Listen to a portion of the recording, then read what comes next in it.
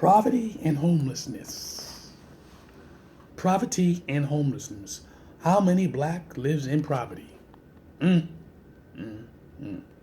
I'm Chocolate Amun Ra, and this is about black stats. Why do our money seems to not to stay in our communities? I'll bring this up because we need to bring it up. I'm Chocolate Amun Ra. Let's pay all due respects to the Creator.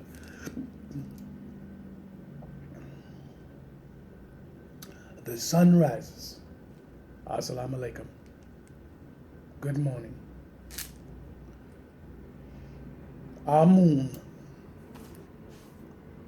Now, I'm going to be honest with you.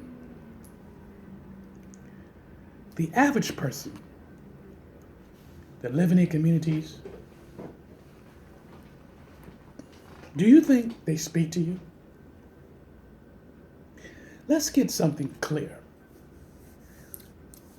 I want to open up your eyes and get you to be aware why our communities don't function the way it's supposed to be.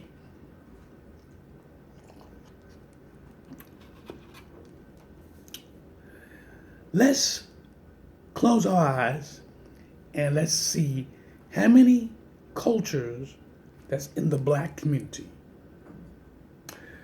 I see Asians, Koreans. I see Arabs. I see, now, like I said before, when it comes to Latin people are really black. But you have Latin people, Latin people who live in Spain. Spain is a European country. We know this. Now, if you're not born in Spain, in any part in that region that speaks Latin, you're black. Even though we know most people black, all of us is really black because you come from the origin, but living in society, you know how it's all broken down in its own format. We get that. So the way to be identified, if you're in Puerto Rico, Puerto Ricans doesn't mean that you're white. Dominican doesn't mean you're white. Now we know they will tell you that in a minute. I'm not black, I'm white. In these islands, but at the end of the day, they're black. Now, I want y'all to close your eyes and think, how many people in your community do you speak to? Meaning, how many people you say good morning, good afternoon, good night? How many people's faces you can recognize? Because you see them often, Monday through Saturday, or Sunday through Saturday rather. How many people you can recognize from one block away from yours? Because you see them often. Now, when you see the people who come out their house, live in a building, apartment building, or live in the projects, do you communicate with these people? Do you talk to these people? Now, if you have a diverse community, but is 75% black, do you communicate with the other cultures? Do you say how you doing? Because there's some of them don't want to talk to you. Don't act like I'm the only one that knows this. And if you don't, it's because you haven't paid attention. And this is why I'm making this video. Dealing with the black money in these communities, our black money don't stay in these communities. And the reason why you don't stay in these communities is because you're spending your money outside the community, but not even just that factor. You have other cultures in our communities. They come in our communities, open up shops in our communities, but they don't want to have conversation with you. They don't want to talk to you like that. They're not trying to have conversation. They don't want to mix blood together. Means the women sleeps with the men, the men sleep with the women. They don't want to do none of that. But they're selling their products and their merchandise in our community. You say good morning to you, good morning to them, excuse me. They just look at you like, this is business. And then they'll give you that look like, you wouldn't, like, I'm saying hello to you, and you don't want to speak to me? But you sitting there waiting for me to buy your products? Do y'all think about that? Have you established that these people live in your community and they don't want to talk to you? You look in each other's face every day and you know nothing about them. You don't know what time they go to work. You don't know what time they come back from work. You don't know if they're on welfare, Social Security. You don't know nothing. You play blind-eyed. I'm going to tell you what I do. Or I'm going to be talking to you. Make no mistake. Good morning. How you feeling? How you doing? Was it a wonderful day today? Oh, I need to know. How you doing? What's up? And yes, you get some people who sit there, even our own black people. You know that nigga? I got ears. I can hear. I got ears. I can hear. Literally. Well, who is that nigga? This is what they say. The black people. Then you get the ones from the other culture go, who's that? Why is he talking to me? In our community, do you recognize these things? Do you pay this attention? When you say hello, they go, like, I'm not trying to talk to you. Or when you go into these stores or these restaurants in your community, how do they treat you? With respect and honor? Or they act like they don't want to touch you? Like, what do you want? And especially in restaurants. You're talking to them, you're engaging eye to eye, and you're saying something. Well, I would like to have raspberry juice. Do you have raspberry juice? And so on and so forth. And they're like, well, so on and so on. You know how sometimes they give you like the stinkish type thing? Because they, in their mind, a lot of them, and I'm telling this is experience, not because I'm talking on top of my head, experience. A lot of them, they work for tips. So if you ever been to restaurants, you would know a lot of them work for tips in these restaurants, in our communities. So I'll give them a tip of $20. I know some of you saying, ain't that expensive? No. If I'm in a restaurant and I see one of my black people, that ain't mine like we related, but I know you an American, especially black Americans, because what they got to deal with at that restaurant, if their attitude and their behavior is eloquent and respectful and honorable, they get a tip of $20. And trust me, they will never forget you. You let them know when you tip them. I showed you the video when I was at IHOPs. If y'all remember, if you watch my videos, IHOPs here, I showed you. The young lady was overwhelmed. And I said, it's okay. That's okay. Because she got to pick up $1 here at one table, a few change at another table. But that $20 just made up for that hour or two. You made her day. because she don't have to put in her mind how cheap you Negroes are to your own people living in your community. You should be ashamed. You hear me? What if that was your child working as a waiter or a waitress? What if that was your child? This is the community.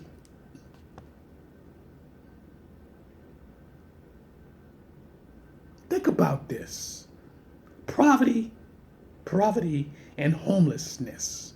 How many black Americans live in poverty? Means below average. You just making it.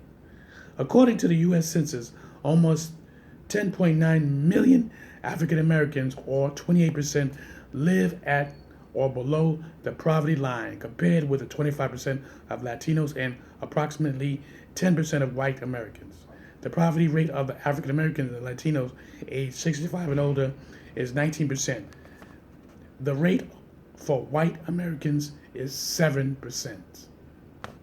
Why is this? They're not going to look out for you and I. Are you paying attention to what's going on?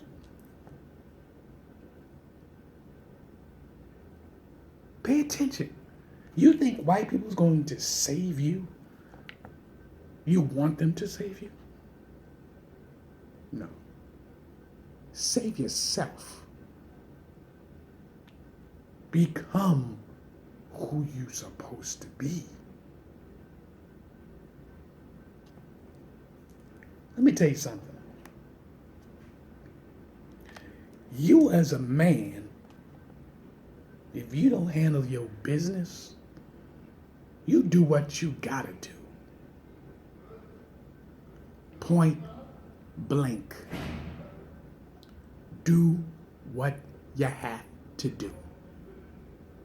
So you got clothes on your back, your family got clothes on their back, you got a roof over your head, and you got food, eloquent food, not just any kind of food, eloquent food to put in their bellies. You understand that? I'm telling you right now, me, myself, the minute I had my firstborn, there was nothing I wouldn't do. My firstborn came on this earth. I used to work hard when I ain't had no child.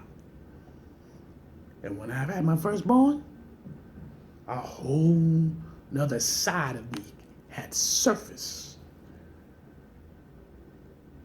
You don't know what I'm capable of doing to make sure she always had a roof over her head, clothing on her back. Yes, my child is spoiled rotten.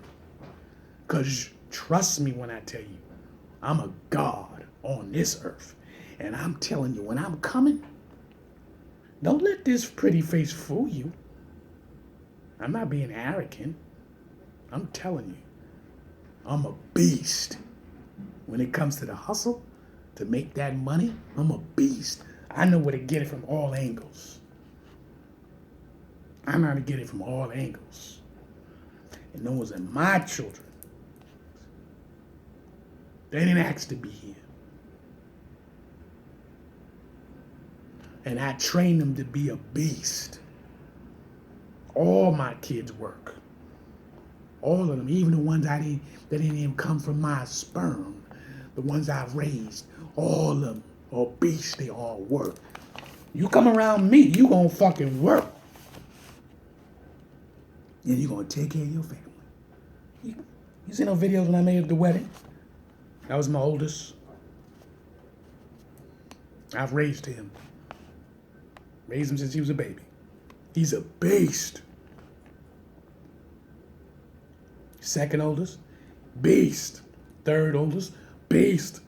Fourth son, beast. You seen him in the video? Y'all seen I put all that stuff out there. My daughter works, the oldest daughter. My flesh, beast. My other girls that lives in Michigan, they moved to Michigan, Casa Zoo. Beast. They beast. They go out there and put it in there. Put that work in. Ain't nobody slacking up in here. You as a father, you step into that world. You represent yourself as a God.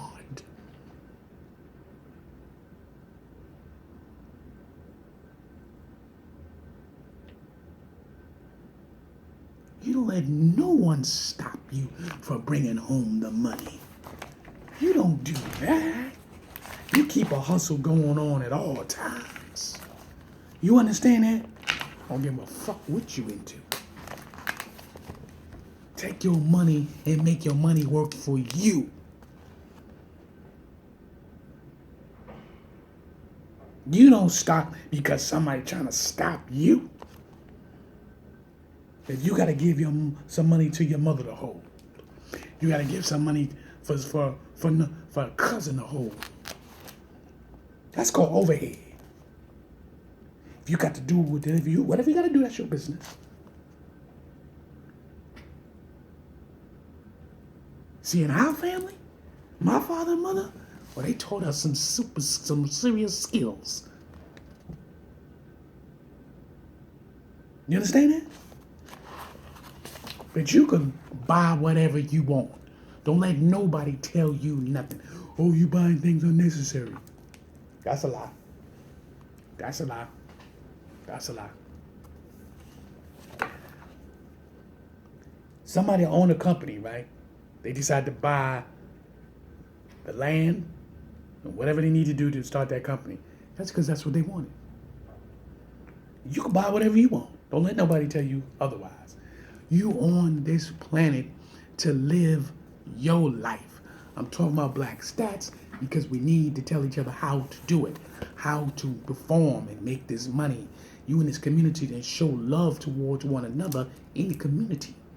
Why our money don't stay in the community? Because you got all the cultures in the community. Not only just that, but the number one thing, you go outside the community to buy other things from other cultures.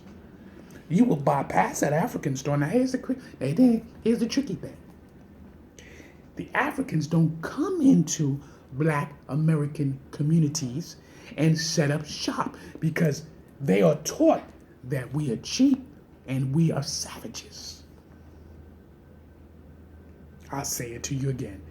Have you seen an African store up the block?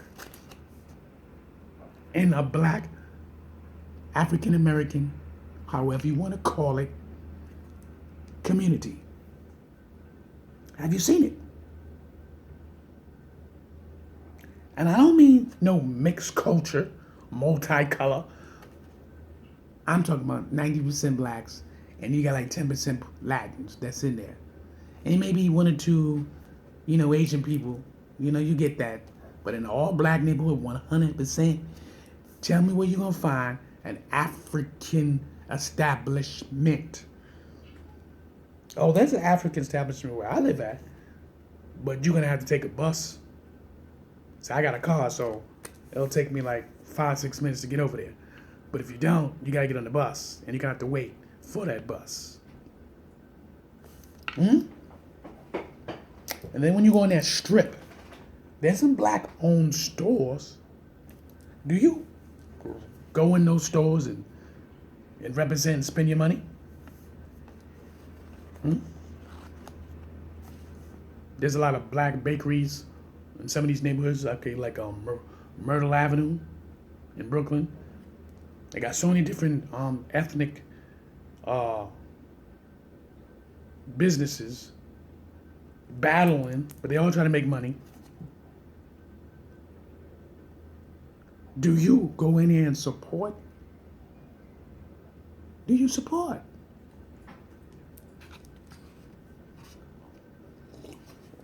And as you, as a business man or woman, and I want you to hear me clearly if anybody's watching. And if you're watching, if you know somebody's got a business, let them know. You got to make sure your establishment is eloquent to be successful. Don't put in your head what Black people need to come in here and support me. whatever product you got, and it's that good, it will sell itself. But if your product is not what you think it is, and you come in half-ass, see, this world spins around. Who's playing games? I could tell you all the percentage of the African Americans, percentage of poverty, and homelessness, and so on and so forth. We can go through all that. But I gotta be honest with you, there's a lot of people who really don't care less how they live. We could sit up here and pretend, oh, that's not true. Then you are ignorant. If you don't think that this, because a good percentage, it's probably between 2 to 5% of black people, they don't care. They don't care they're on welfare. They don't care they're on SSI. They don't care doing whatever little thing they have to do to make money. Robbing, stealing, hustling in the streets. They don't care. This is reality. But when you give your money and you walk up that block into them Arabs and you go up your block to the Asians, I listen here. I go to a restaurant, I'm not gonna mention the name, it's on Myrtle Avenue. And I know these people. I can call them on the phone and say, Mr. Brooks, Mr. Snotty, whatever name I decide to choose, I'm getting this food. They know my face. They know my wife's face. How you doing? Blah, blah, blah. They know you.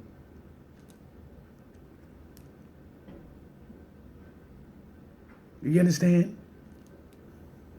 They can relate with you. They've been in the community all this time.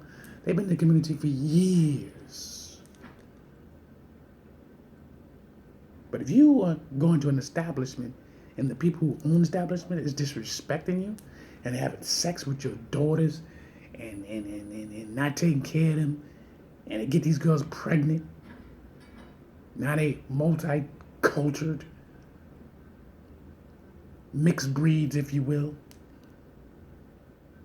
and this doesn't affect you, but if you go into their communities, they're going to make sure you don't be mixing with their women. And the attitude that y'all have is, well, I don't care. It doesn't matter. Black people, you on the low of the totem pole. Real talk. You are the low on the totem pole, and they're going to treat you like that. Because if you don't step up your game,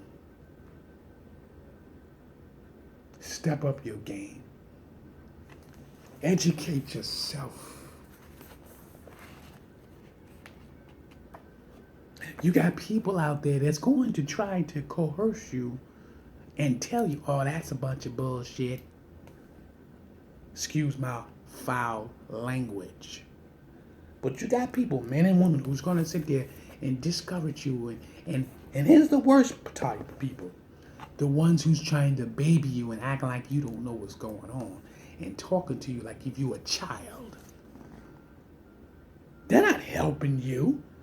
They're destroying you. Because they're not allowing your mind to develop. They're trying to talk to you like, you don't need to say this and you don't need to say that. This one don't know your business. You don't need to go that way. And before you even know them, you was doing whatever you was doing to make a living. And then you get around these people, they're trying to discourage you. Like they don't want you to embarrass them. See, you gotta pay attention to those people in your community. They're like that. Oh no, don't do it that way. Oh, don't say this. Why they need to know that? Don't do that. They think in their minds, like, oh, I got to help him or help her. I ain't got nothing to do with it. Because the day tomorrow you move to another community, you're going to do what you want anyway. Who you are. How you relate. Don't let these people start discouraging you and They try to break you down and make you feel like you stupid. Because the minute you do it to them, oh, they're going to get personal with you. All this is in the community. Remember I told you, 20 block areas.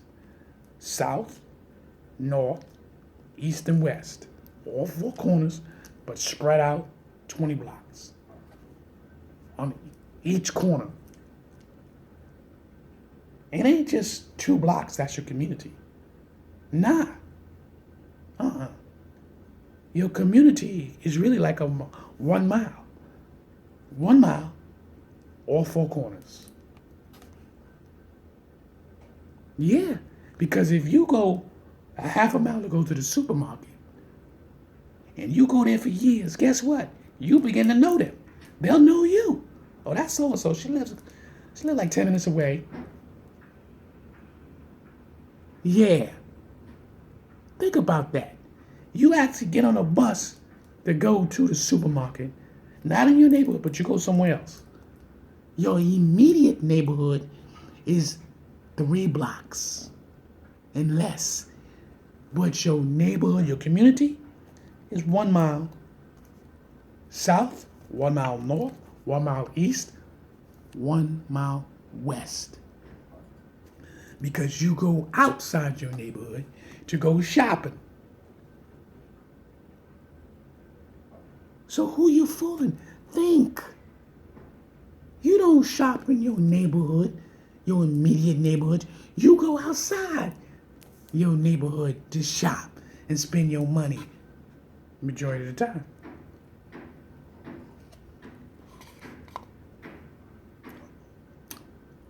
So come on. Get these books and learn things.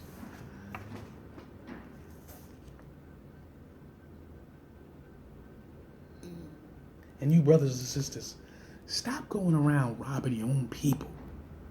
That doesn't look good in your community. Stop robbing and stealing from your own community. Stop conning your own people in your own community, because that's what a lot of you do. You rob and steal from your own community. You conning your own people in your community. You got 2 arms, 2 feet, and you healthy, and you talking about, excuse me, could you give me $1? Can I get a beer? But don't act like I'm the only one that goes through that. You all go through it. You'll see it. You get those people who want to hold the door for you. They want to hold the door and look at you like, I held the door, so can I get some? I've known guys that have been talking about, that's my job, to hold the door. Real talk.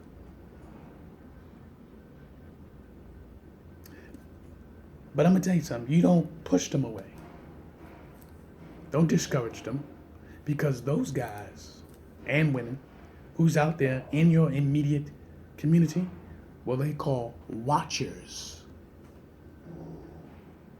And from time to time, slip them a $5 bill, because the watchers gonna always let you know what's going on in your community. You didn't expect that, did you? In my community, I got plenty of watchers. Some I give them $10. Christmas time, they'll come by.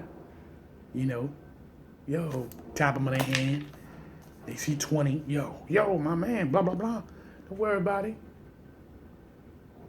The watchers tell you. Only the also, if there's other criminals that's in the neighborhood, the watchers will let the criminals know, you don't fuck with that man right there. Not him and his family. You don't do that. Because you have gained our respect. But at the same time, when they come at you, because same watchers, they'll be like, oh, I'm going to go to him to get some money.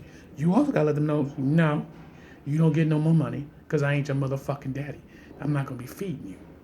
Because they'll be like, oh, yo, you got $2, $3? And they think it's guaranteed. You go, nah, I ain't got that. You got to do that. Because if you continue giving to them, they're not going to be watching for you. They're going to be thinking you soft, and they can come anytime they want. So you got to establish that too in the community. Why does black money doesn't stay in our neighborhoods? This is the end. I'm Chocolate Amun Ra. I spoke to you for you to get a view and an understanding what's going on mentally, psychologically, and physically in our communities. You're supporting these other cultures that comes in our neighborhood, and you're giving your money to them. And you know you are. And you're saying, well, ain't no black-owned stores. You know they're giving black people a hard time to open up these stores. Come on. Buy black-owned. You can go online. You can go online. Go on your computers and look for black-owned companies. You know, a lot of people doing now a lot of overseas, and they're what you call that, UPS and FedEx, bringing their foods in. A lot of people doing that. I got a lot of my stuff. I got so much stuff out there overseas.